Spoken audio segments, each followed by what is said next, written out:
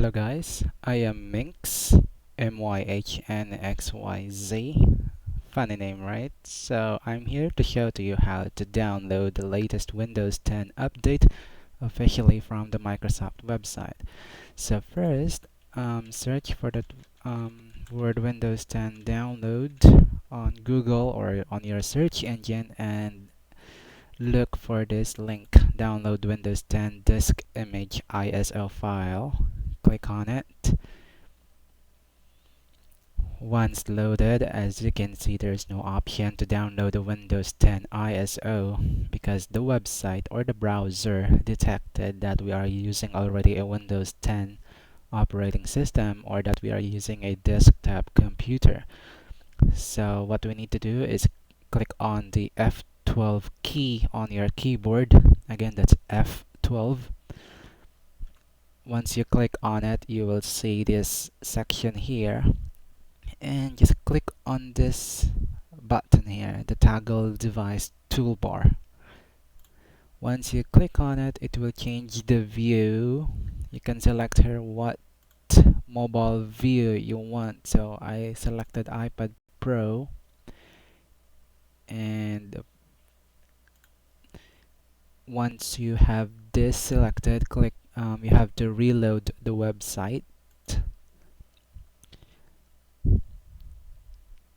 Okay, it has been reloaded, and as you can see, we have now an option to download the Windows 10 disk image or ISO file. So on here, you have the option to select the Windows 10 edition. There's Windows 10 May 2019 update and Windows 10 October 2018 update. So for me, I'll go ahead and select the latest update, the May 2019 update, and click on confirm. And then right here you have the option to select the product language. So I'll go ahead and select English International and click on confirm.